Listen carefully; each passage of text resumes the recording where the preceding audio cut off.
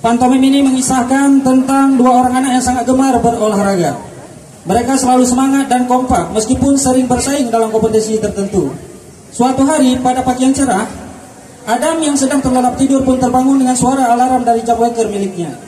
Bergegas ia ke kamar mandi untuk membersihkan diri.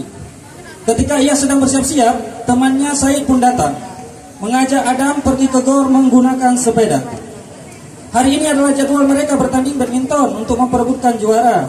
Saat mereka masih dalam perjalanan, suatu insiden pun terjadi. Akhirnya mereka pun memutuskan untuk berjalan kaki ke gor. Sesampai di gor, mereka pun bertanding.